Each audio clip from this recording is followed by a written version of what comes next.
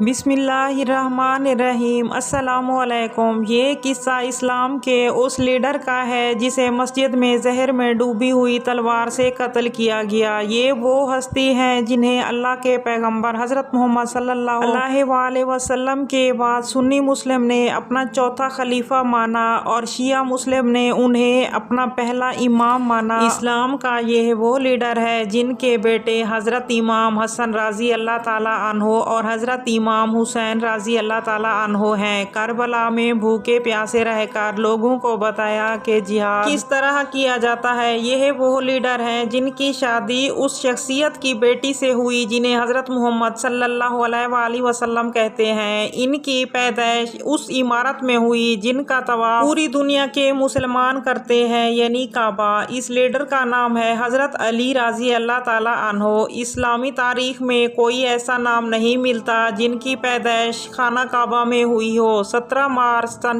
6 ہجری میں 13 رجب اسلامی کیلنڈر کے 7ویں مہینے میں حضرت علی رضی اللہ تعالیٰ عنہ اس دنیا میں تشریف لائے۔ ان کی پیدائش کو لے کر ایک قصہ بہت مشہور ہے۔ روایت ہے کہ جب حضرت علی رضی اللہ تعالیٰ عنہ دنیا میں تشریف لانے والے تھے تب ان کی ماں حضرت فاطمہ بنت اسد مکہ میں کعبہ کی طرف یہ کہتی ہوئی جا رہی تھی کہ اے اللہ، مجھے تجھ پر یقین ہے اور تیرے نبی حضرت ابراہیم علیہ السلام پر یقین ہے جنہوں نے تیرے کہنے پر اس کعبہ کی بنیاد رکھی۔ اے اللہ، تجھے اس پیغمبر کی قسم ہے اور تجھے میرے بطن میں پلنے والے اس بچے کی قسم ہے، میرے بچے کی پیدائش کو میرے لیے آسان بنا دے۔ یہ کہتے ہوئے فاطمہ بنت اسد کعبہ کے پاس پہنچی تو کعبہ کے گیٹ پر تالا لگا ہوا تھا۔ کعبے کی دیوار خود بخود پھٹ گئی۔ فاطمہ بنت اسد اکیلی اس کعبے کے اندر داخل ہو گئی۔ اس کے بعد دیوار آپس میں دوبارہ جڑ گئی۔ حضرت علی رضی اللہ تعالیٰ عنہ کے والد ابی طالب بن عبد المطلب بھی کعبے کے پاس پہنچ گئے۔ حضرت ابی طالب پیغمبر حضرت محمد صلی اللہ علیہ وآلہ وسلم کے والد حضرت عبداللہ کے بھائی تھے۔ اس طرح حضرت علی حضرت محمد صلی اللہ علیہ وآلہ وسلم کے چچیرے بھائی تھے۔ جب حضرت علی رضی اللہ تعالیٰ عنہ پیدا ہوئے تو اس وقت حضرت محمد صلی اللہ علیہ وآلہ وسلم کی عمر مبارک 28 سال تھی۔